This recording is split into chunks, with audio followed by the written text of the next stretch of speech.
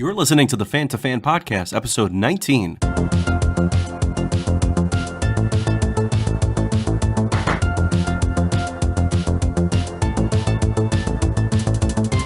Welcome to the Fan2Fan podcast. This is your host, Bernie Gonzalez, and today's episode is about John Carpenter's classic adventure comedy martial arts film, Big Trouble in Little China. The film stars Kurt Russell, Kim Cattrall, Dennis Dun, James Hong, Victor Wong, Susie Pai, and a number of other amazing actors. And if you listen to this podcast, you're probably familiar with the movie, and it's very likely sitting on your DVD or Blu-ray shelf. I'm fortunate to be joined by Peter Charborough, sorry if I mispronounced your name there, Pete, of the So Bad It's ... podcast. You can find them in the iTunes podcast store, and you can also find them on Twitter at SoBadCast. Pete and I have a fun, entertaining, and sometimes enlightening discussion on Big Trouble in Little China and our affinity for the film and its director, John Carpenter. So get ready to run. Run into the mystic night. Run until we take it away. Take it away. Take it away. Big Trouble in Little China. Indeed. So it's 1986, Pete. Where were you in 1986? 1986, I was having a blast on Long Island, New York. Growing up, I was 14 years old, and I would say at that point still preferred my horror movies, sci-fi, and playing street hockey to anything of the female persuasion. Would still be another couple of years before that kind of took hold. So I was all about trying to sneak into rated R movies and seeing wonderful, amazing films like Big Trouble in Little China. So were you an avid moviegoer in your teenage years? I was, yes. I think I have been. I still have vivid memories, or a vivid memory, of seeing Star Wars in the drive-in in my pajamas. And I think that was probably where my love of going to the movies started, and it really hasn't abated to this day. I still love going to see movies. I will make an excuse to go to the movies to see something. I will find something, even if it doesn't have the best reviews, if there's an actor in it, or if there's something that I can grab a nugget out of to convince me to go, I will find a way to do it and go and do that. So yeah, I still absolutely love going to the movies. I love the idea of, the house lights dimming and the screen coming up. I still get a charge out of it. What about you? Absolutely. Now, as a kid, and I've tried to kind of figure this out because my folks were somewhat religious, but we did see movies. Like I saw Star Wars, not in my PJs at the drive-in, but I saw it. But there's a big gap where two of my buddies, Chris and Dre, and they've been on the podcast, but when we've talked about movies in kind of like the late 70s till about the late 80s, I have this vacuum where I did not go to the theater. So I missed out on, Raiders of the Lost Ark and some of the very popular movies that were out there, Caddyshack and everything. It's just like my parents just didn't go to the theater. They didn't let me go to the theater on my own, let alone with friends. So it really wasn't until junior high and high school that I started going to the theater by myself with friends. And then once I had a job and, had some income coming in and let alone could borrow the car, then I was probably, I watched anything that was in the theater, from like Street Fighter to like Wishmaster 3. It didn't matter. I was making up for lost time after missing out on what was, in hindsight now, a golden era of cinema. Sure. I get it. It's a tricky thing though, isn't it? Because you go through that period where you may like going to the movies, but you're kind of at the mercy of your parents. So you're not old enough to drive, or in the case with my parents were fairly strict, but then at the same time, I have to give them credit because although I was kind of driven away from seeing rated R movies for the longest time, I do remember when Missing in Action came out in the theater with Chuck Norris, the first one, it being rated R, somehow my friend and I convinced my mom to get tickets. And she did not go, but she played the part of walking us past the ticket taker And so it was like, okay, here I am the parent and or guardian, and we're going into this movie. And then she ducked out. I don't even remember if she saw another movie or if she just hung out for 2 hours, which I give her, looking back on it now, a ton of credit for doing. But she basically snuck me and my friend in to see Missing in Action. So remember this memory on Mother's Day. Yes, exactly. I'm going to give you an extra rose, Mom. Thank you for Missing in Action. I was just going to say, give her a copy of the Blu-ray of Missing in Action. I'm sure One she and will two. not appreciate that at all, but maybe in some backwards way she might. If your parents weren't going or you're going with friends, you missed out on these. And at the time, it's not like you could, on demand, HBO, Netflix, or anything like that didn't exist. And HBO didn't become really HBO until maybe 20 years ago.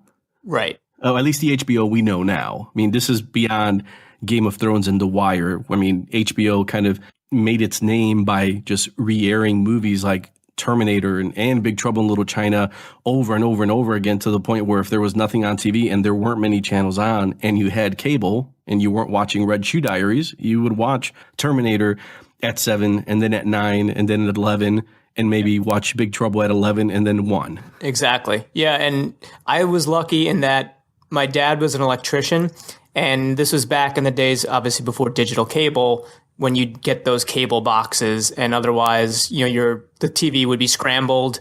And my dad, for whatever reason, would always get his hands on these illegal cable boxes, and he'd bring them home, and we'd have cable for free, and it would be awesome. We had all the channels back then, all the channels being about maybe 30.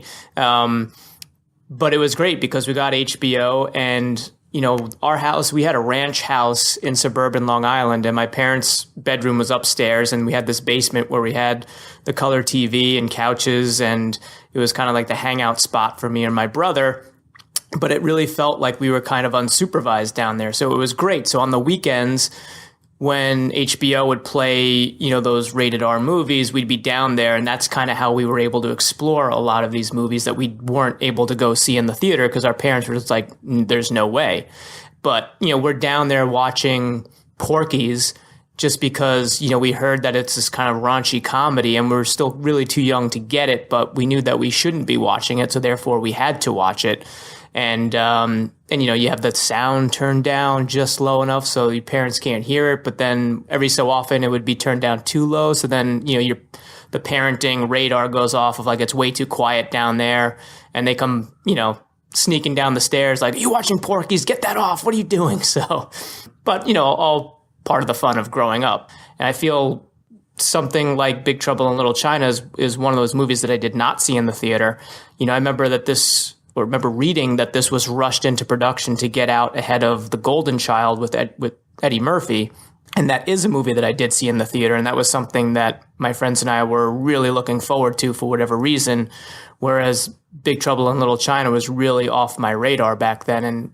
And I probably should know this, but I don't. And hopefully you do. Was this a rated R movie, or is this PG-13 or PG? PG-13. Okay. All right. Interesting. Yeah. So 1986, pretty packed at the box office. And just like you said, it comes out 5 months before The Golden Child. And this is where I'm going to go through a list of these, and then you tell me the ones that you saw in the theater, and then I'll just be jealous. Okay. Okay. Top Gun, Platoon, The Fly, Ferris Bueller's Day Off, Transformers, the movie. You got the touch. Labyrinth, Star Trek IV, The Voyage Home, Stand By Me, Howard the Duck, Highlander, Texas Chainsaw Massacre, Maximum Overdrive, Manhunter, Pretty in Pink, Crocodile Dundee, Back to School, I Get No Respect, An American Tale, About Last Night, Short Circuit, The Color of Money, Under the Cherry Moon, Moment of Silence for Prince, Flight of the Navigator, Space Camp, Friday the 13th, Part 6, Jason Lives, The Great Mouse Detective, and Delta Force, all in 1986. Wow, that is quite a smorgasbord of cinema right there. It was funny, you started reading off the names. I'm like, yep, seen all that, seen that. But right in the middle, all those movies that you mentioned in the middle, I did not see in the theater. Howard the Duck? Howard the Duck, I did not see in the theater. Highlander, no. My cousin and I watched that on HBO. Remember that distinctly. Pretty in Pink? Nope. See all those John Hughes. Maybe just like right before your time, kind of. Yeah, you know what? Yeah, I was like just young enough. I remember going over a friend's house and his older sister having Breakfast Club on, and I remember very distinctly, very vividly, knowing that this was something that it was a rite of passage already, and watching it and feeling, because his sister was, I think, 2 years older than us, and she had a bunch of her friends over, and they were so excited about this movie. I felt I was kind of being let in on a secret a little bit, but at the time I was just a little bit too young, and that stuff really didn't have any bearing on my life. The romance, the feeling. I mean, I was probably feeling a little bit, I wouldn't say ostracized at school, but I think as we talked before and on a previous episode, I was very shy growing up, so I had a very small, select group of friends. But I was just maybe a year or two younger to really get on like the Pretty in Pinks, Some Kind of Wonderfuls, those John Hughes films. I came to that a little bit later. Time and place, and you think it's 1986, and you mentioned you were 14, and I was about the same age. But it's the movies that some have stood the test of time, like The Pretty in Pinks, whereas some other movies like Highlander or The Fly, or even movies like Labyrinth, they've kind of gotten to the point where they're kind of cult classics, and people have discovered them now, kind of in hindsight, which is probably the category where I would put Big Trouble in Little China. Although to think that, just like you mentioned, for Fox to rush it into production to try to beat The Golden Child, it's not like The Golden Child is that much more memorable than Big Trouble in Little China. It's not, and it's certainly. I remember the hype for it. I remember being really excited to see it, and I remember liking it. My 14-year-old self liking it when I saw it, but yeah, it is one that quickly fades from memory, other than a few scenes like when Eddie Murphy's rubbing the Tibetan wheel or whatever it is, and he's like, "Can I have the knife, please?" That's really about the only thing I remember from that film. So, whereas Big Trouble in Little China, maybe at the time I didn't appreciate it as much because I didn't see it in the theater, but we're here talking about that to this day, whereas I don't think there's a giant clamoring to do a retrospective on The Golden Child in this day and age. Well, Eddie Murphy he's definitely stood the test of time. That I don't know that The Golden Child has. No, in some ways I think it may have fallen into the same trap that Big Trouble in Little China did, at least at the time, because it was a huge box office bomb, and I think this was the last studio film that John Carpenter did because he was so disillusioned by it. I think it's just the American audience, and it's funny to say that now when you think of how today's films are so marketed for an international audience, specifically China, because the market is so huge now. Back in 1986, when this movie came out, it was very much more of the old Hollywood way of making films, and it was very much for an American audience, and yet you've got this buffoon, kind of leading man, kind of sidekick in Kurt Russell's Jack Burton.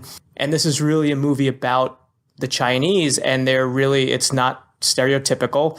These are very distinct characters, and I think they're treated with a lot of respect. And I think just that mashup and the way that this movie is jumping all over genres was just going way over people's head at the time, and they didn't know what to make of it.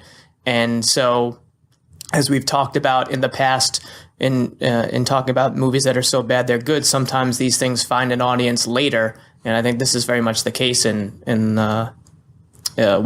Big Trouble. So let's go over some of the kind of like overview on the production. So it's released July 2nd, 1986. It tested well, but just like you mentioned, it bombed in theaters. Doing some research for it, found that Fox didn't really know how to promote this type of movie, and because of that, really didn't do much of any promotion. And I guess when you think about it now, it is a movie that's hard to explain. Mm-hmm. Even someone like you or me who's used to watching movies that might be a bit more abstract, like Adventures of Buckaroo Banzai, right? Right. But it's not as easy to explain Big Trouble in Little China just because it has so much stuff going on. And then it comes out in 1986, where all those movies were released. And the one movie I left out of that list is because Big Trouble in Little China was released 16 days after James Cameron's blockbuster sequel to Aliens. Mm-hmm. John Carpenter had a lot of stuff going against him for a movie that's not necessarily straightforward. And like you mentioned, it has a lot of East meets West stuff going on in there as well, which wasn't really, it wasn't things that people were seeing in Hollywood movies at the time. And if I remember correctly, the script originally called for it to be taking place in like 1800s San Francisco. Yeah, I read that, which was interesting. You think it's all right, originally written as a Western, and instead of losing the truck, Jack Burton, who's played by Kurt Russell, ends up losing his horse. And it's like, oh, okay, I guess that could have worked out. There was that really bad movie with Owen Wilson and Jackie Chan. Yeah, Shanghai Noon and Shanghai Nights, the sequel. Oh. Stop looking at your DVD shelf, Pete. Which stars Littlefinger from Game of Thrones. Does it really? Yes. Oh, okay, that's funny, because anytime I see him on Game of Thrones, when he just has a moment where he's staring at the screen, I always yell out, "I want to be the mayor of Baltimore." Come on, Sansa, you know what I want. I love you and I each have these just weird nuggets of information that, probably could be better used in our brain for something more practical, but they're there, I guess, just for moments like this. I have thought that to myself many times. If I could only use a fraction of the brain space, mental energy that I do for minutia like this, I would probably know about 30 languages. I would probably comprehend the stock market and be able to take advantage of it. And I would be able to solve a Rubik's Cube in a short amount of time and maybe have some YouTube videos out there with millions of views on it for the crazy guy who can solve a Rubik's Cube in 30 seconds. Instead of the guy that just knows, all this random minutia about movies that came out in 1986. Right. Now, did you ever think if you had gone on, say, like an 80s game show, you could have cleaned up and maybe taken home like the grand prize of like $12,000 with all that information in your head? If they did one now, there's a rising tide of nostalgia. I mean, and I think it goes back to the fact that as we're getting older, folks that are in our age range, we have some expendable income. Mm-hmm. And I think it all goes back to the fact that you want to be able to relive your youth. And I think it's that, it's like the Goldbergs. That's another example. Mm-hmm. I watch that and I have a great affinity for it because, I'll see the G.I. Joe aircraft carrier in the background of a shot. And I'm like, oh my God, that's awesome. I always wanted that. I always knew that one kid who had it, and I always try to get invited to his house to, have to play G.I. Joe. So there's this affinity for things that we grew up with.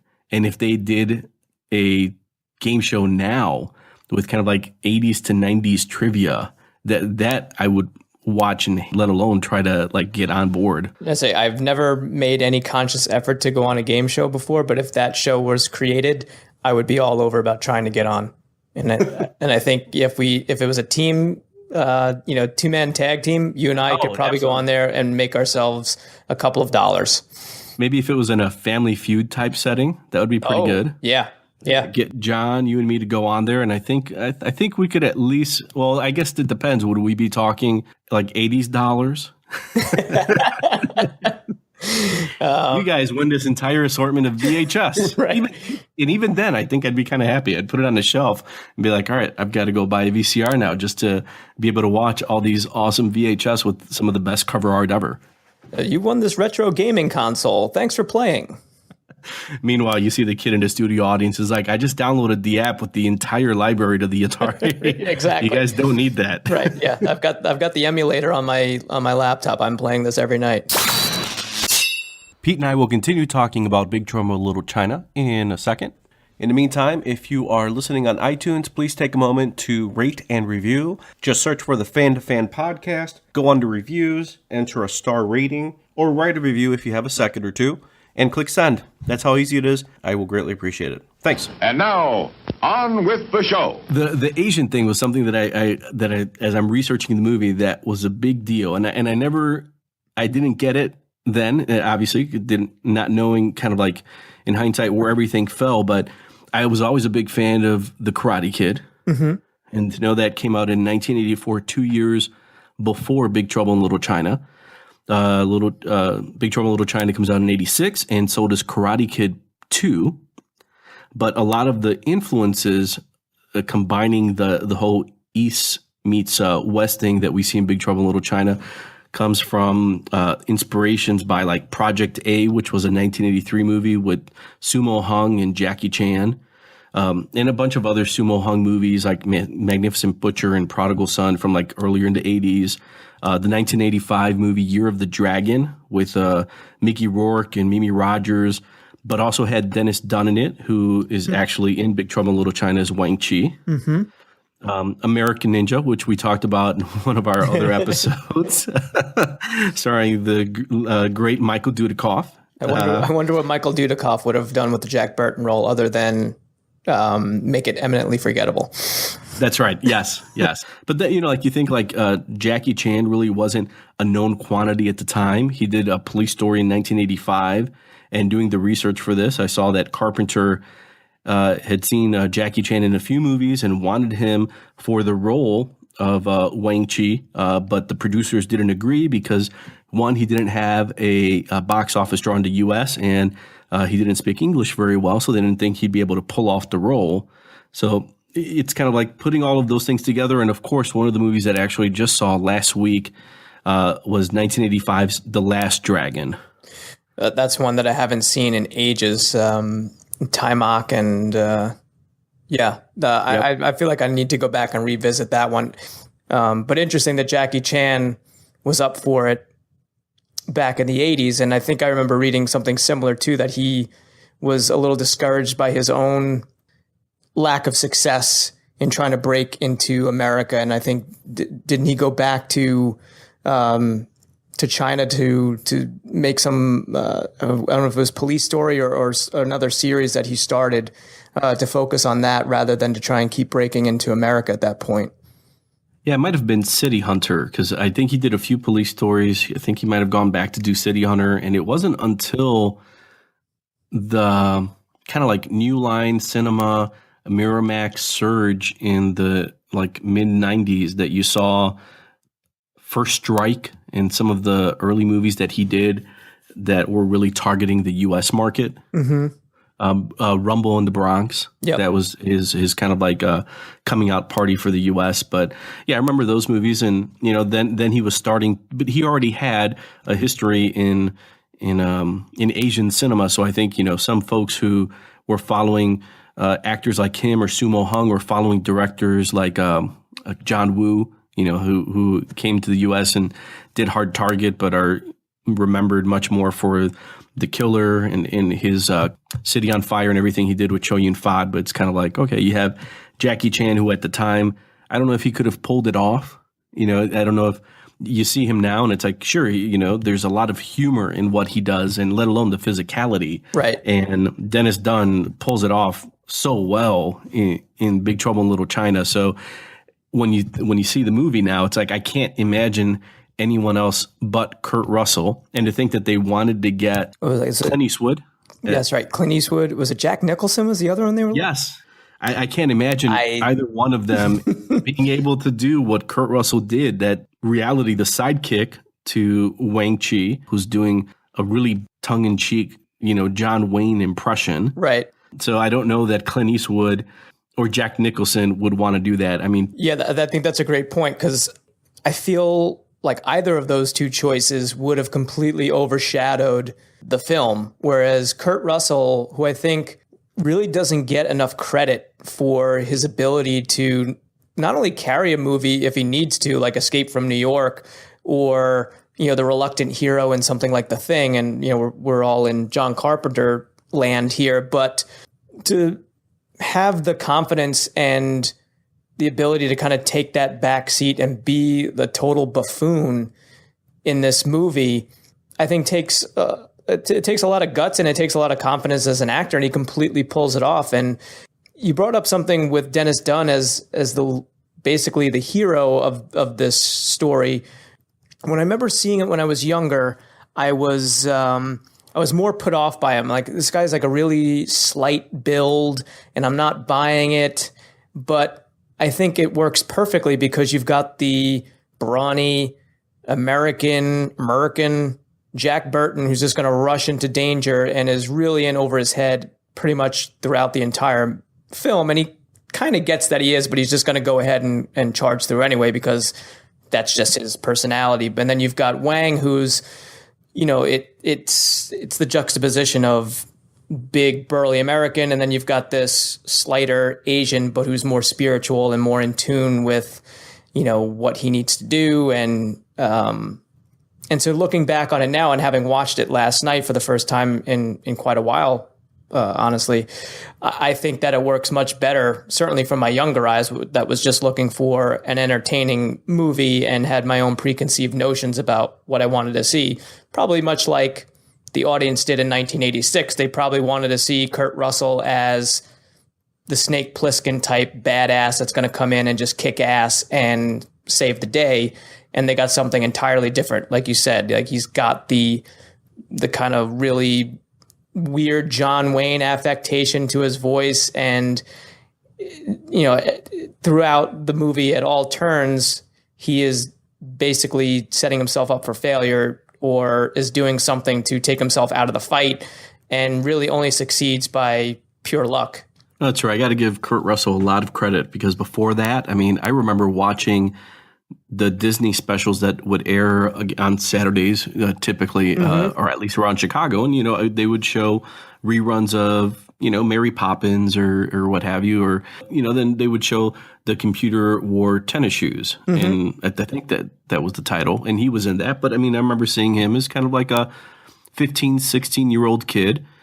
Later on, seeing him in movies like The Barefoot Executive, Super Dad, and then in 1980 he did Used Cars. That's where I always kind of associated him, let alone doing the movies with Goldie Hawn.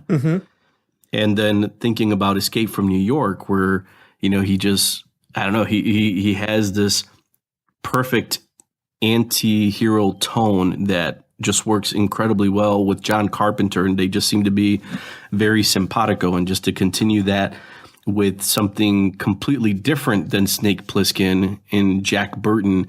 So to quote a Queen song from Highlander, there's a kind of magic in Big Trouble in Little China that maybe it took, 30 years now to kind of fully realize for people to kind of see and, let alone folks like The Rock who may want to remake it for financial reasons. But, it's kind of like, wow, okay, so you mentioned it in one of the podcasts before when we were talking that John Carpenter may have been a bit ahead of his time.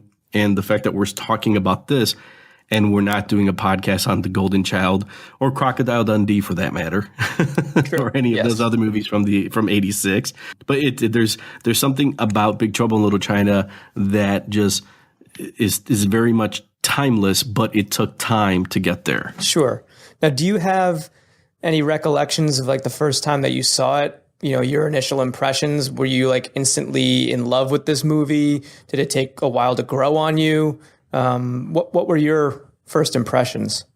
I didn't see it in the theater, and I've mentioned this in a few episodes before, so folks might be getting sick of hearing it, but my window to see a lot of these movies like Predator and Die Hard, Flight of the Navigator and Big Trouble in Little China were always on the Fox affiliate in Chicago on Saturdays from 5 to 7, and it would always suck if for some reason my parents had something that they wanted us to do, like go to church or family or shopping or whatever, because during 5 to 7, I always knew I would see something that all my other friends had seen in the theaters.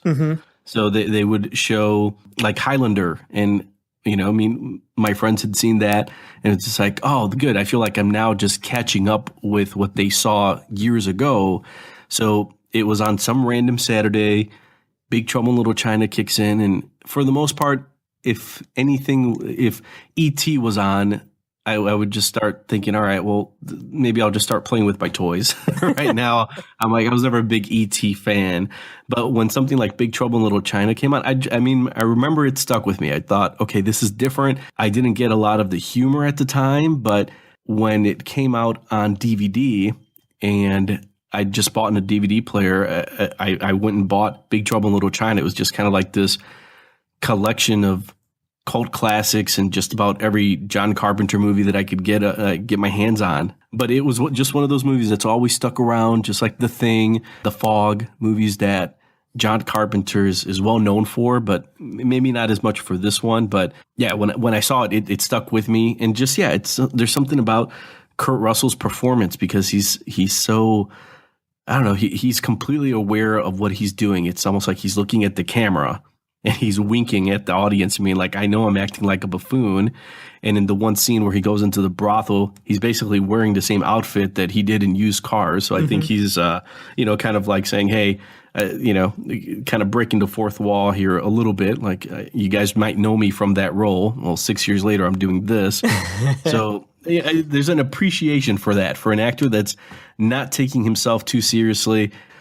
Yeah, it's definitely a movie that in my teenage years, this I had more of an affinity for than, say, like Top Gun or Platoon. Yeah, that makes complete sense. For me, this one was a bit of a grower when I look back at like this period of time, especially I love John Carpenter films. Going back to Halloween, obviously, is one of my all-time favorites.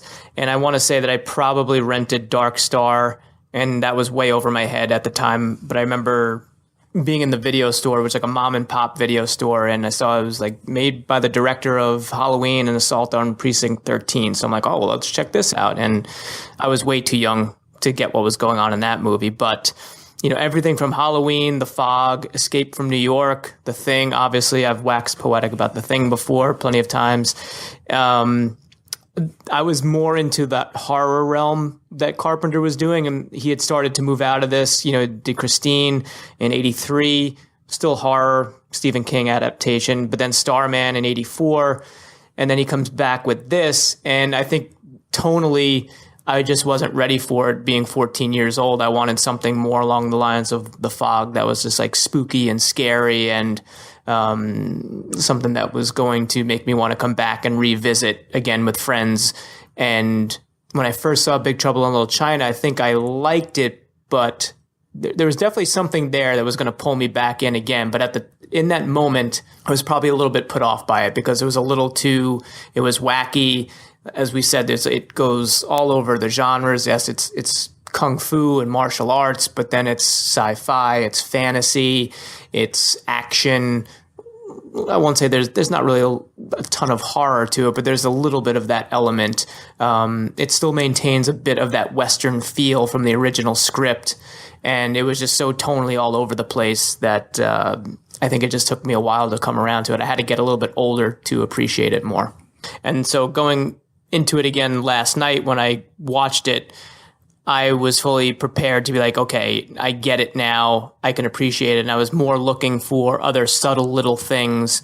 A lot of the sets when Jack Burton and Wang are driving the Pork Chop Express through the back alleys and you've got all these Chinatown signages thing. I was looking to see if there was any in-jokes or inside jokes, kind of like what Spielberg did in Raiders of the Lost Ark or Temple of Doom at the beginning when they're in the Club Obi-Wan. So I thought, is there going to be any kind of callbacks? Is Carpenter going to do anything like that? I didn't spot any, which is not to say that there aren't any there. But I was looking more for little things like that. I was picking up a lot more on the John Wayne isms of Jack Burton than I had in the past, and just kind of appreciating it for what it was a little bit more, knowing the film a lot better now that I'm older.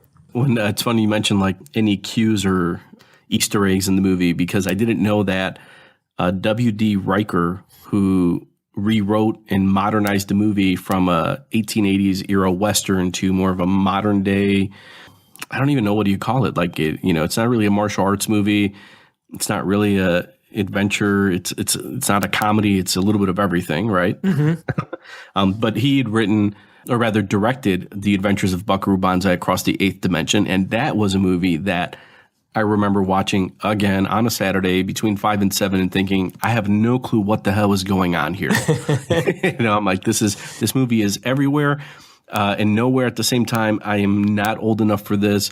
And it's not until, probably recently, maybe in the last like 3 or 4 years that I've seen Buckaroo Banzai. And it's been like, okay, I think I finally get it. And even then, I still feel like I'm late to the party because it feels like everyone else got this decades before I did. And it was supposed to have some connection to Buckaroo Banzai, where either Buckaroo Banzai was working on getting Banzai a sequel, and the character of Jack Burton was going to appear in that, or they were going to somehow tie Big Trouble in Little China as a kind of a sequel to Buckaroo Banzai. So there was something going on there. So watching the movie again, I kept looking for those cues to see if maybe there was something from Buckaroo Banzai in there, but I didn't notice anything.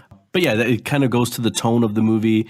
Well, what I will say that I saw a lot of connection to was Masters of the Universe, just in the sense of the special effects. And it makes sense because Richard Edlund, who had worked at ILM, worked on Big Trouble in Little China. So all of that, the mystical martial arts lightning that goes around, the kind of glowing, especially Lopan's eyeballs, some of that you see in Masters of the Universe, you see a lot of that in Big Trouble in Little China. Yes, and I feel like the lightning was something that, as a special effect, I think special effects artists were really becoming confident that this was starting to look really good on screen because you're starting to see a lot more of it. And I think the company that did the special effects for Big Trouble in Little China also did Ghostbusters too, if I'm not mistaken. I think you may be right, because there was I was reading an article that had some thoughts from John Carpenter where he was unhappy with the work that they did on Big Trouble in Little China because he wanted it to look like Ghostbusters, and in his mind it didn't. I'd say for the most part, I mean, for the era, the special effects are certainly passable in this. The one thing that I saw that was glaring was with that ape-like creature, that subterranean creature in this. When it walks, the feet are so obviously just rubber feet, and like the toes just kind of bounce up and down. It's one of those things that this is clearly a silly movie in a lot of ways, and you're not supposed to really be taking it all that seriously. But that was something that still to this day, and I remembered it from when I was younger, and I was watching it again last night, and I was kind of chuckling because it really does kind of take you out of it, or took me out of it a little bit. So there are some of those instances where the special effects are a little bit hokey and don't really hold up. But I think for the most part, for what it is, it's great. You've got, I like the light coming out of Lopan's eyes. So some of the set design was great, leading into the final big battle with all the neon in the wedding area where Lopan is trying to marry Kim Cattrall and the other Asian woman to be his two green-eyed brides. I thought was all Mao Yin. Mao Yin, yes. I did not know didn't know until last night she was a model, which makes sense because she's a very attractive woman. Yes, that does not surprise me at all. The lightning, because watching it on Blu-ray, it really holds up, and the lightning was just so discernible, and especially mostly any of the lighting effects in the movie were really good. But like you'd mentioned, since you've talked about the thing and your affinity for it, and how Shout Factory is now going to be doing a special edition for it, Fox has done a special edition of the Blu-ray, and it has a few special features on there, an interview with the special effects creator Richard Edlund, and there's a commentary. But I'm surprised that someone like Shout Factory or Scream Factory, their subsidiary, hasn't done a full special edition Blu-ray with just John Carpenter love galore. I mean, have him and Kurt Russell Cattrall do like a commentary on there. But they've done They Live, The Thing, Body Bags, but they've done Assault on Precinct 13, Halloween 1 and 2, Prince of Darkness, The Fog. You'd think there's not a Big Trouble in Little China, Shout Factory 2-disc special edition with all of these like vintage featurettes and interviews and maybe some modern day things and maybe a tour of that area in San Francisco or the set. Like one of the small little factoids I found is that the truck that Egg Shen is driving is actually still operational, and it's owned by this couple that does tours in like the Grand Canyon. Wow. And that the truck, they now just call it Hollywood. And I'm sure maybe it's not just because of Big Trouble in Little China. Maybe it was used in other, Hollywood productions. But I was like, this is crazy. You could interview that couple and maybe, go on a tour with them. But it's like this van, this truck is still operational. It's still out there. That's worth a few minutes on a special features on a maybe a full 30th anniversary edition of the Blu-ray for Big Trouble in Little China. Yeah, I just love the fact that that is a thing. That's the best thing I've heard all day, that truck is still in use somewhere. Yeah, fantastic. I love it. I love it.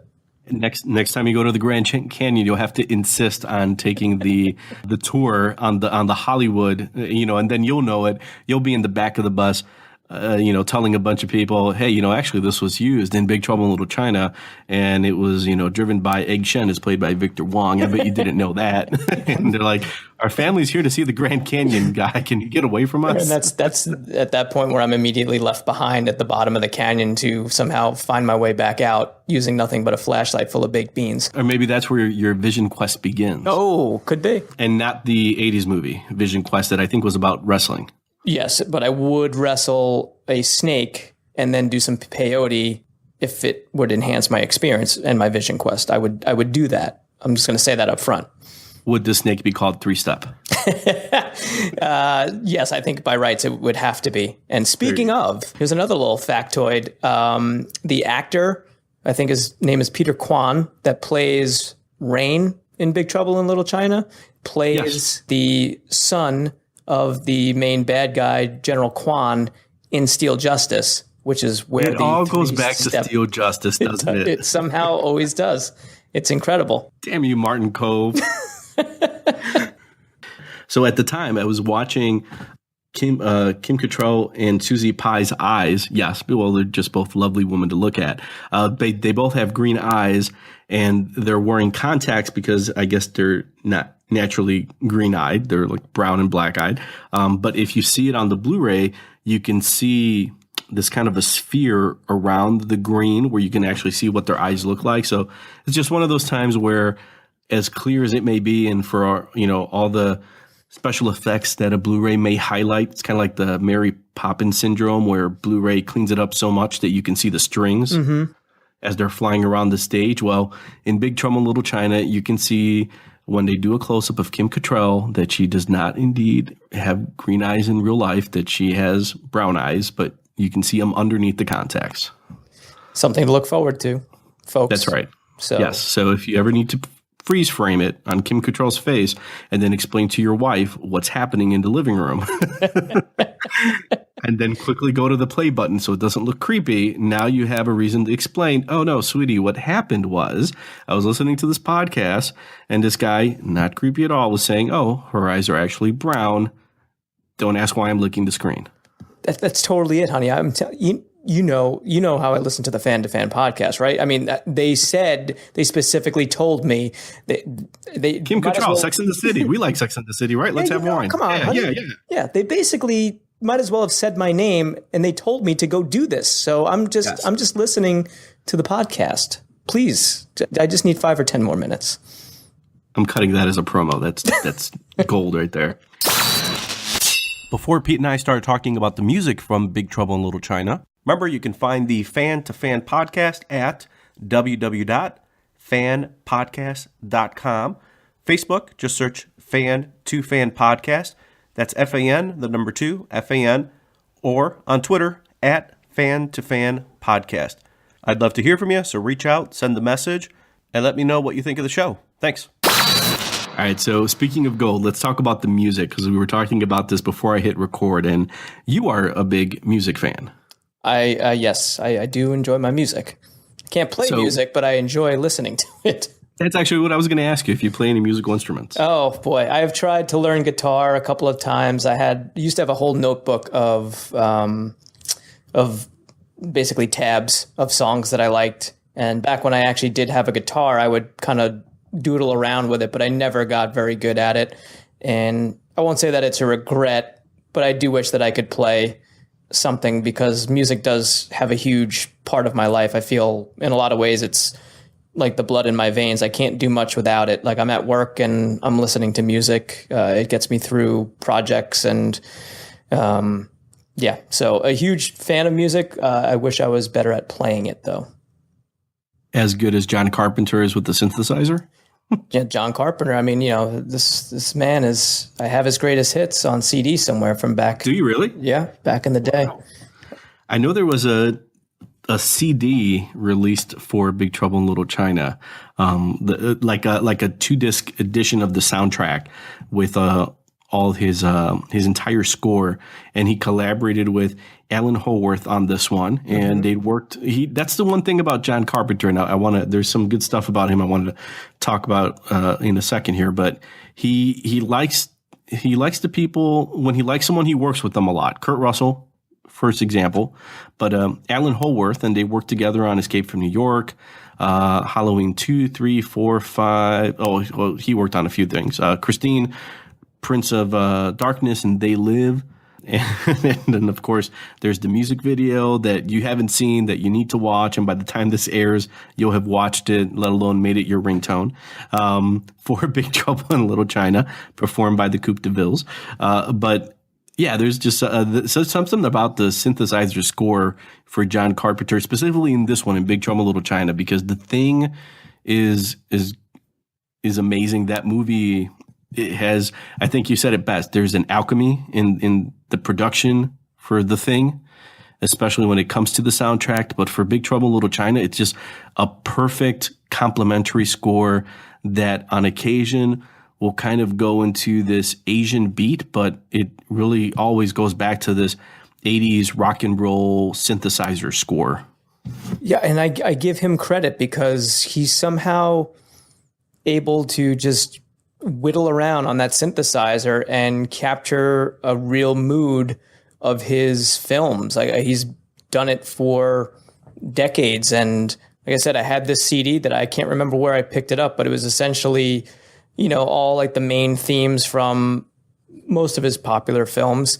And they're all, although they all kind of have a similar tone with that deep driving synthesizer for the most part, but they're also very distinct to the films that they're in. And I think it takes a special gift to be able to do that. It's one thing, like you said, like to collaborate with someone or to put your trust in a composer that you feel is going to represent your film a certain way and enhance it with a soundtrack. And for him to kind of just be like, yeah, I'm just going to do this myself, like he did with Halloween, is just taking it to another level. And he could afford to do that back then. He was working very independently and on low budgets, but he was kind of able to also carve that out as he did get into making the studio pictures. And I think that's it's a rare thing to kind of have that freedom as a director, to also kind of add that element to it. And good for him for exploring it and delivering, these memorable soundtracks in the process. His mind and spirit are definitely as one. Oh, sure. I see what you did there. Do you like that? Mm-hmm. It took crackerjack timing and total concentration. It's all in the reflexes. Oh, nice. Way to go. Son of a bitch must pay. When you think, I was going through his filmography, and I've never seen Dark Star, so it's good that you've seen it, because now we can maybe get into a little John Carpenter talk. But you see, director, obviously, producer, writer, music composer, editor. He was Robert Rodriguez before we made Robert Rodriguez famous for being all of those things. Mm-hmm. And did it with, a low budget, because after Big Trouble in Little China, he was very unhappy with the studio's interference with the film. And I guess specifically Fox's studio head, Lawrence Gordon, so much so that he decided to independently make Prince of Darkness in 87 and They Live in 88 through Alive Films, and then distributed them through Universal Pictures. So, and Dark Star, considering that was like his film school thesis that just kind of expanded into a full-length film. But, really he starts off as an independent filmmaker, does Assault on Precinct 13 in 1976, and eventually gets to Halloween, which is kind of what he's most famous for, although we're talking about Big Trouble in Little China. But he was really an independent filmmaker that wore all these hats just because, by virtue of necessity. Sure. And I think I certainly appreciate, and I think a lot of people can appreciate that DIY attitude of, you're always going to rely on a lot of people to make any film, even if it's a small independent film. He had that relationship with Deborah Hill, and you see all these people, and we were talking about earlier before we started recording, of just these names that crop up in a lot of his films, where you've got your Dean Cundey, who, I mean, you look at the opening and you look at the cinematography of Big Trouble in Little China, and you can immediately tell that, yes, that is a John Carpenter film. You've got Dick Warlock, who played the Shape in Halloween 2 and was a stuntman in a lot of his films. And I think he's for whatever reason is listed as Richard Warlock in the credits for Big Trouble in Little China. I guess he was tired of being called Dick, or maybe too many Dick jokes. I don't know. But you've got these people that keep cropping up that he works with, and that's important. And, I think that speaks to his, and you said it before, working with Kurt Russell.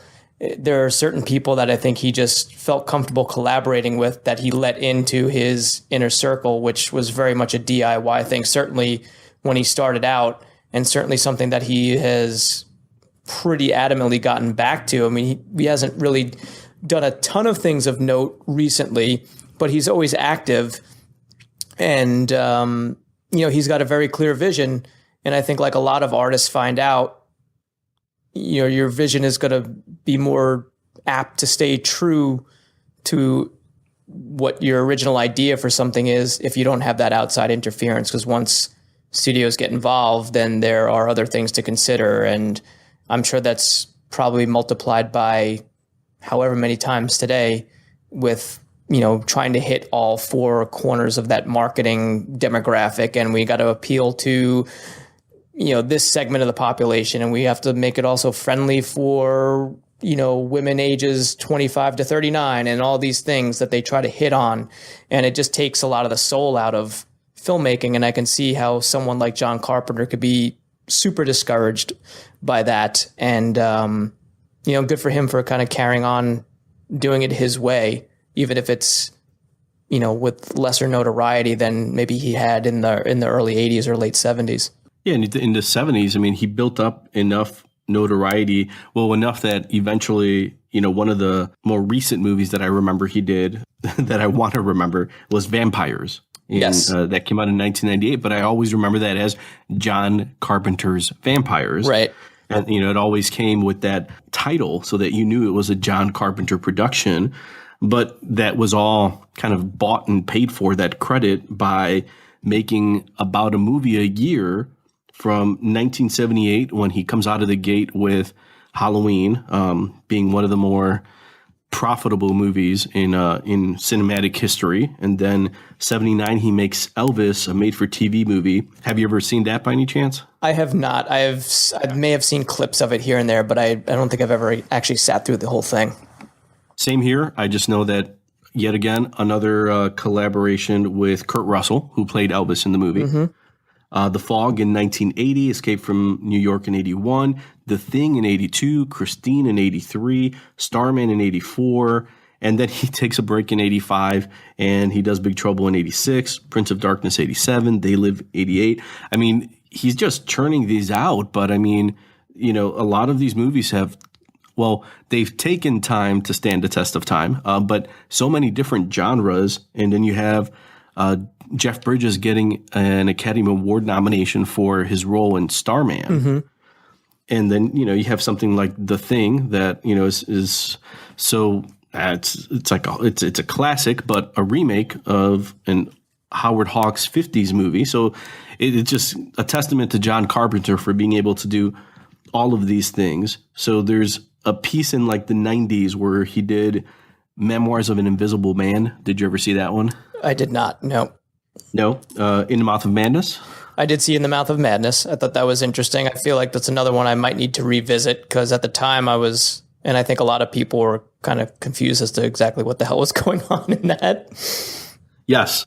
There were a few in the 90s where he did that. Village of the Damned.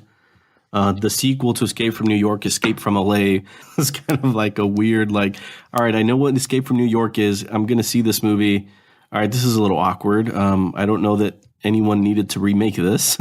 Yeah. or do a sequel to this, rather. And I know it gets a lot of hate from people, because it's almost the textbook definition of pointless sequel, because in a lot of ways it's basically the same beat as Escape from New York. It's just not done nearly as well. Some fun moments, but by and large, yeah, I mean, that's another one that's really pretty forgettable. I mean, there's a couple of scenes that are just really kind of batshit crazy, but it suffers in comparison to what it's a sequel to, and unfortunately, it doesn't really hold up very well, in my opinion. And in everyone's opinion.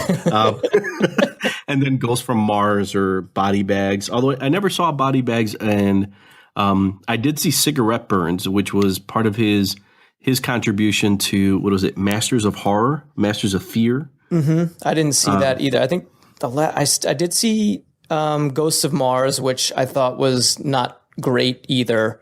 And I felt like that was kind of like him taking a bit of a dive or a dip in quality. And yeah, his later stuff, especially a lot of the indie things that he's done and the short video shorts that he's been producing, I have not seen. And I feel, after this discussion now, I may go back and seek that out a little bit more, because I'm jonesing to watch The Thing again. I'm jonesing to watch The Fog again. And I know that's kind of wheelhouse. That's John Carpenter's heyday. That's his Pox Carpenter. But I do have a lot of respect for him as a filmmaker, and again, the DIY thing, doing things on his own terms. So I feel like I want to go and check out some of that later day stuff and just see how it compares to some of his earlier works. Yeah, there's very few directors that have been able to pull off what he did.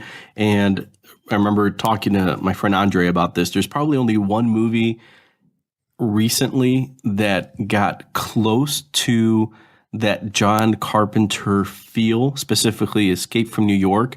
I don't know if you've ever seen Lockout. Yes. Oh, yeah, the Guy Pearce. Yes, absolutely. You are spot on with that. Yep. It just had tones of, and maybe it was just Guy Pearce doing his best Snake Plissken impersonation, but it just had tones of this kind of, okay, if John Carpenter was going to be given a semblance of a budget and someone who would fully take advantage of more digital effects instead of practical effects, because Ghost from Mars in 2001 still kind of suffered from, really poor digital effects or kind of a low budget. But you think if he had someone who could kind of take him to that next level for maybe things that he wasn't comfortable with, you'd probably get something like Lockout, which was very tongue in cheek. And Guy Pearce, again, doing a Snake Plissken impression. And it's basically, Escape from Space. If there's like an unofficial trilogy, it's like, okay, well, it kind of feels like it could have worked out. Yeah, I remember being really pleasantly surprised seeing that, because I remember that, and that goes back to what I was talking about earlier. That was a film movie that I saw the preview to, and I don't think this is going to be very good, but there's something about it. I feel like I want to see it. And I remember seeing that in the theater and being very pleasantly surprised that, yes, it did have that Escape from New York tone to it. It had that over the top, Guy Pearce. I mean, you've already said it. You nailed it perfectly. And I haven't read if that was done on purpose as an homage, but whether it was intentional or not, it pretty much nailed that mid-'80s Carpenter tone. And it's a shame that more of those type movies don't come out. I know there's probably not a huge audience for them, but it's still nice to know that he has that influence, that something's going to come out that can just be a fun popcorn flick that doesn't take itself too seriously. And here's 2 hours of your time where you can just forget about everything else and just enjoy a really just crazy romp. Just for the record, although I didn't have this written down, but I knew there was we weren't the only ones that felt that Lockout felt very similar to Escape from New York and the whole Snake Plissken character, because John Carpenter actually sued Luc Besson, who was an executive producer of Lockout, and actually won the case for plagiarism. Wow. for Lockout, saying that it was a shameless ripoff of his Escape from New York and Escape from LA. So much so that the court agreed. So we weren't the only ones. I'm sure John Carpenter watching this and thinking, all right, you're just making my film with my character without giving me any credit. So I feel like I'm just going to use this to buy a new synthesizer. Right. Yeah. I need to upgrade to the latest model. By latest model, you mean like 1989. Yeah, exactly. Yes. Because you need that certain sound to come out of it. That's right.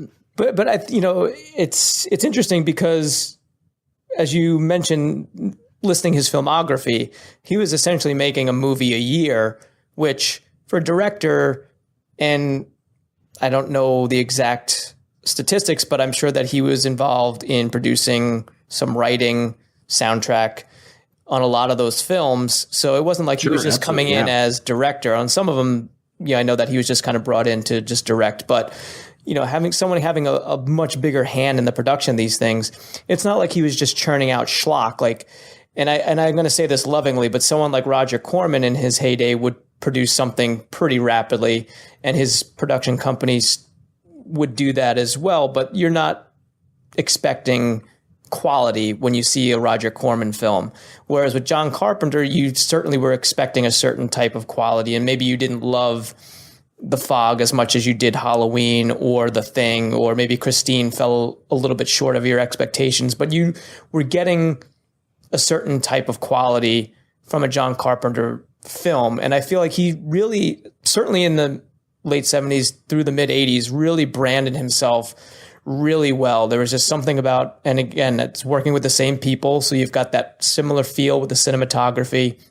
I'm always struck by his use of titles for credits, like that font, which I even looked up because, I'm a designer and as you are, so I'm always kind of interested when I learn about typography and something that you can kind of trace from film to film. So, and of course I'm missing it now because I had it called up, but I don't have it. Oh yeah, it's the Albertus font, and you see that crop up and you immediately know this is John Carpenter film. He doesn't use it for all of them, but I want to say certainly for this, They Live, Prince of Darkness. There are a host of them, and I think anyone listening knows what I'm talking about. It's that kind of serif font that he has on opening credits that just immediately stamps itself as a John Carpenter movie. He earned that freedom through so many successes, especially in Halloween. But just like you're saying, being involved in wearing so many hats, for Escape from New York, he's the writer, the director, and the music composer. And I'm sure as a producer, you just probably love that. I don't know that it saves you any money, but the fact that you have this person who there was a podcast I was listening to where they were interviewing Adriana Barbeau, who I did not know was married to John Carpenter. Yes, that's right. And they actually have a son together who is touring with John Carpenter on a number of the different scores that they work on together. Interesting. So Cody Carpenter is the name. But the podcast host asked Adriana Barbeau, like, oh, wow, like, you were married to this guy, but kind of, not taking that into account to not open up a can of worms because you're not married anymore. But how did he do all of this stuff? And she just kind of paused and she's like, he didn't get much sleep. But, it's just he was devoted to his craft and to his vision. And, if there's a director out there that you feel maybe gets the shaft when you start talking about, great directors. I mean, you never hear, Spielberg, again, it's not all apples for apples, but, it's not like Spielberg is writing, directing, composing, and editing his movies. Right. You've got someone like John Carpenter that was able to do that, did it well, regardless of how you define that, but I have many more Carpenter movies on my DVD shelves than I do Spielberg movies. That's for sure. Yeah, I think there's just something about his style, and I've certainly listened to some interviews with him, latter day interviews, and he comes across sometimes as being a bit cranky, certainly about his legacy. But then when you look back on it, you can understand it, and you almost kind of feel for the guy because a lot of these movies that we're talking about just did not have, with the exception of Halloween, really, did not have the critical or commercial success at the time, and they've kind of grown into them in later years, which for a guy that, yes, he's an artist, but he still needs to make a living. So he wasn't seeing the financial rewards from something like that, whereas he could have.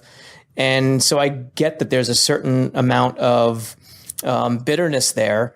And you can only hope that at some point down the road, he can come to terms with all that. And maybe he has. I haven't listened to an interview with him in a while, so maybe he's kind of coming around to that. But yeah, he does get short shrift a lot because he just, as you mentioned again earlier, I think he was just underappreciated at the time, and his vision just took a little while to have the public at large catch up to. So I've got some random stuff here if you're ready for that. Oh, I'm always, random is my wheelhouse. All right, I'll use my really cheesy transition. So you ready to look inside this six demon bag? Yeah. Do you like that? Yeah. There you go. There was a tie-in video game that was published in 1986 by Electric Dreams for the Commodore 64 for Big Trouble in Little China. I should have had that. I had a Commodore 64. And if I'm not mistaken, because I did hear something about that video game. Was it like a side scroller or something like that?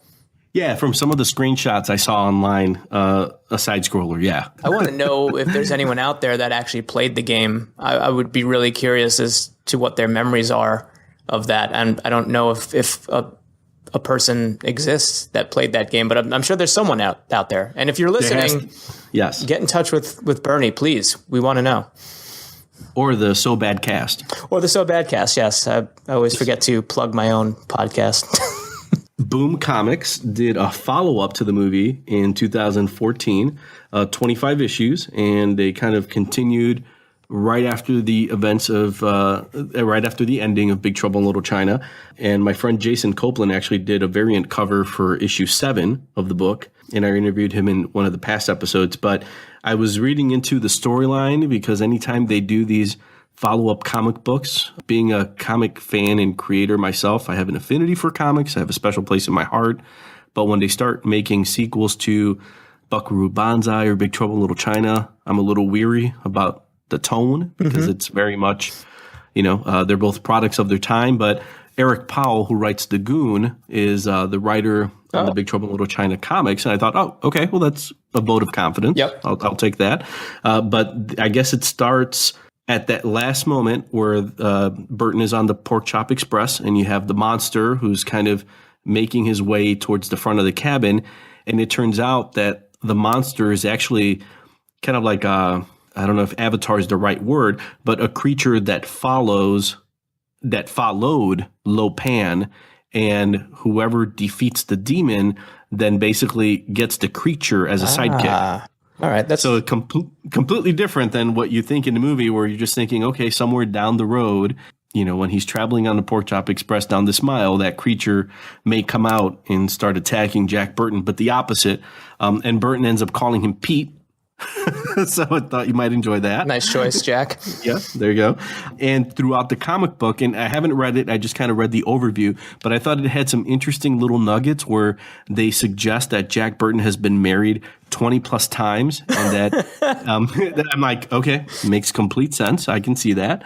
But how each of his marriages have ended tragically. One of them was a witch. One of his wives turned into a vampire. It seemed like they were kind of playing off the fact that, he's seen this, done that, especially in the world of the supernatural, which is maybe why he's taken it back a little bit in Big Trouble in Little China. But for the most part, he's kind of like, all right, demons, guys shooting thunder from their hands. I get it. I had a wife. She was a vampire. I see where this is going. I'm in. Right. But I thought, okay, well, this is kind of cool. It kind of goes with the tone of the movie. So I've got to give him a little bit of an endorsement for that. It sounds like Kolchak the Night Stalker should do an expose on Jack Burton then, because his life would be right up his alley. Okay, anytime you say Kolchak, that's just I dropped that in there just for you. I appreciate that. Thank you. Yes. I'd want to do an episode completely on Kolchak, but I don't know that anyone would listen. It would just be, and I know you enjoy Kolchak. I did. Yeah. I feel like I would need to do a little refresher on that. But yes, I would appreciate an episode on Kolchak. So anytime you'd like to do an episode catered to one person, you have my blessing. Do you think Carpenter has any alchemy, any magic left in him? I'm not saying from a big commercial standpoint, but do you feel he's got some nugget left in there that he's going to produce in the next 5 or 10 years that's going to kind of get some talk going back about him again as that underrated director? I'll answer Pete's question in just 1 second. But remember, you can find the So Bad It's ... podcast in iTunes and on Twitter at So Bad Cast. Pete and John, the two hosts of the show, are amazing, and they talk about everything from bad movies like Steel Justice, arcades, and a bunch of 80s stuff that you will remember and you can reminisce about along with them on the So Bad Cast. So give them a shot. I don't know. I feel like he's got so many genres under his belt. I'm glad that he said he was ambivalent about being involved in the remake when they first announced it in just last year in June 2015. I'm glad that he's not. I don't know that they would go to him to direct it. I'm sure by virtue of his involvement, he would probably get some sort of producer credit. Mm-hmm. But even in a case like that, if you're talking alchemy, I would love to see them go to him for a score or maybe some musical inspiration, just so that maybe that's what kind of is the connective tissue between his Big Trouble in Little China and then whatever would be The Rock's Big Trouble in Little China. Because I feel at that point it would be more about The Rock than whatever director they brought in to do that. But as far as an actual film, I don't know. I don't know if he would have any more demons in his 6-demon bag to pull out now, because I feel like he's at that point now where, just like you said, every interview that I ever read, interviews that I've seen, there's an embitterment there where I think he's not happy that it took this long to maybe get the validation that he definitely deserves, but that I'm sure as an artist you would want earlier in your career, so much so that, I know we mentioned this in one of the other episodes where he was in having dinner with Guillermo del Toro, and Guillermo del Toro was talking about The Thing and some of his other movies and how they've made such an impression on him and his career.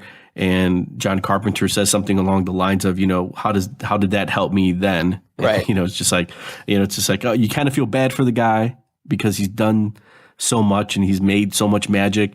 But does he have another one in him? I don't know. You wonder if there's that perfect scenario. And I don't know what you think that would be. Like, would it be a producer just going to him and saying, here's X amount of money, and it wouldn't be a lot, but here's, maybe 10 or 15 million, go do what you want with it and just make it John Carpenter's whatever it is you're going to make. You think he has another one of those in him? I honestly, I don't know. I feel like his music right now is getting him some notoriety again. And he's released a number. I mean, he's gone on tour, and knowing now he's gone on tour with his son, but I know he's done a few concerts, I think. He might have. Yeah. I just remember reading a little while back that, he'd come out with this album that was really well received, and anything that can get him back in the conversation, I think, is a good thing, because I feel like he probably still considers himself as an afterthought at this point, except among genre fans. And I would love for him to kind of reach back and produce something. Again, it could be super low budget. Maybe, like you said, I don't know if he goes the crowdfunding route to try and get some money to create some vision that he has. I'm certainly pulling for him. I would love for him to kind of pull some rabbit out of his 6-demon bag and just to kind of propel him back into the conversation again, so that there can be a little bit more of a retrospective of exactly what he's brought to the genre and his influence. And not to get morbid, but I would not want it to be his death to trigger that. I'd rather him kind of experience that while still living. Would you want him to do something original, or maybe, and this is where rights get involved. So, I mean, we can go idealistic, or I'm more of the realist. So I feel like they're obviously not going to let him do Big Trouble in Little China, but maybe a They Live sequel, or maybe third installment in the Escape movies? Would you rather him do kind of like go back to the well for that, or do something completely new? So that's a tough one. I would personally, I would love for him to do something new. I feel that it maybe as a step to getting to that, maybe he goes back into the well for one of those. I just don't know what franchise you do that with. As much as I would love, in theory, a sequel to something like The Thing, I think that's a standalone film, and I think it's better left on its own. I know they did the prequel, which I wasn't a huge fan of, but I think carrying that story forward doesn't make any sense because that's a movie that you don't want answers to. You rather leave that whole thing ambiguous at the end, have the conversation. The Escape franchise, maybe if you completely switched it up, take Snake Plissken out of it, which I know is tough because he is such a popular anti-hero character. But if you wanted to work within that world but create a new story off of that, that might be a route to go. I don't know about any of the other ones if that would, for me, if that would be something that would get my interest up.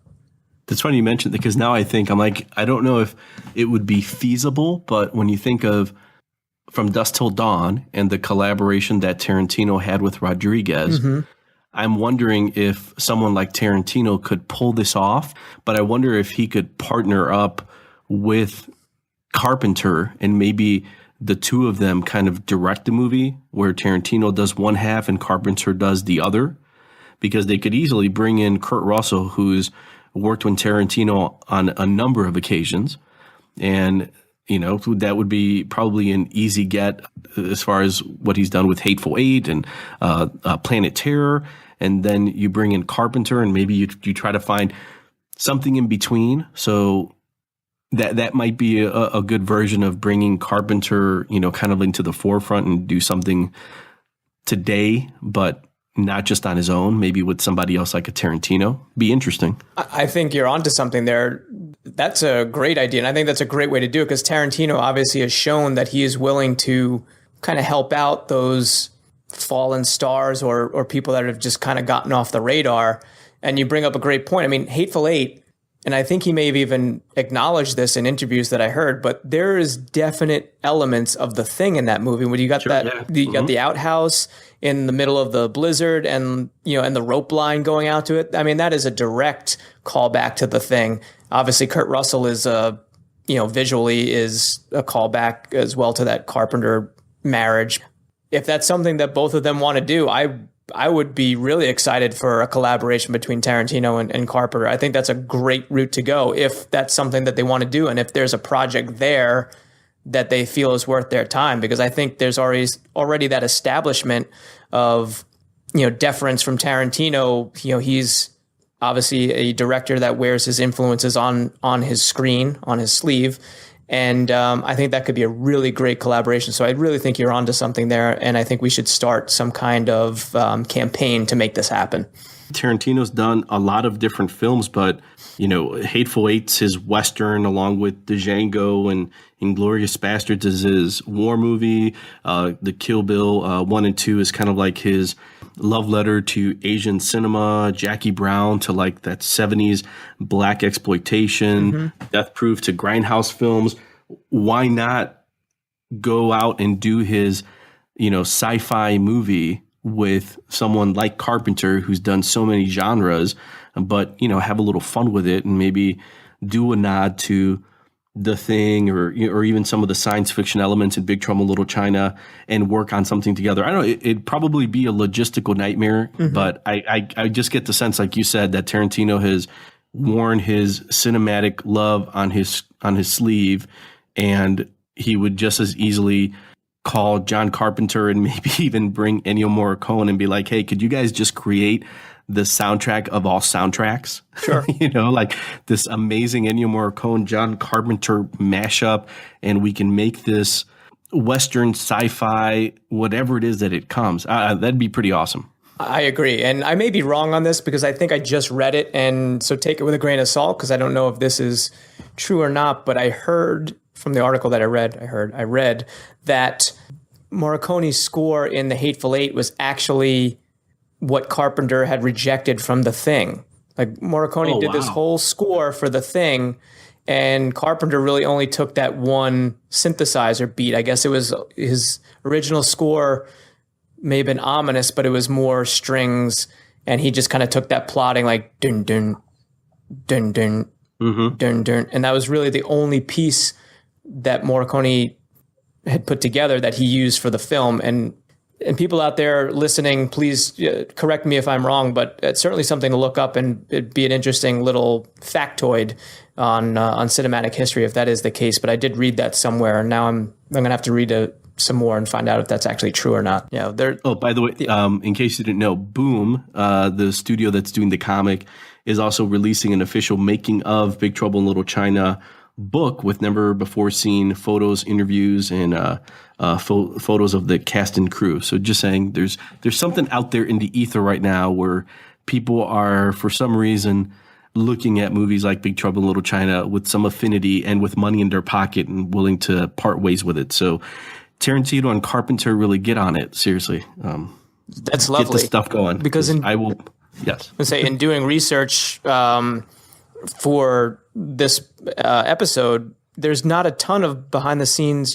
Sometimes you can run across not necessarily articles, but there'll be sites that are dedicated to cult movies like this, and there's really nothing for Big Trouble in Little China that I've found. There may be things out there, whereas again, you talk about The Thing, there's an entire website devoted to all the conspiracy theories and behind the scenes stuff, outpost31.com, which has the script. It has, all the theories as to who became a thing and when and how it all shaped. I mean, just really in-depth stuff, and people that take that film very seriously. And I didn't really find anything close to that about Big Trouble in Little China. So it's good to know that there's a book coming out that kind of chronicles the making of this movie. Just for the record, I don't know if you knew this, but The Thing was released 34 years ago today. I think there's a 35th anniversary, some kind of celebration that needs to happen. Maybe let's all fly to Antarctica and have a party. The Thing theme party? Yep. Around midnight, cut the power, and we all freeze to death? No, I mean... I was going to say, just have the announcement be at the end that Carpenter's teaming up with Tarantino to make a new movie called The Hateful Nine. Not everyone dies in the end. I think that's probably a better way to go. All right. I think it's time to run. Run into the mystic night. Run to take it away. Probably being sued for copyright. John Carpenter's right now. Got the speed dial out with his lawyer right now. Well, I'd say that we definitely shook the pillars of heaven on this one here.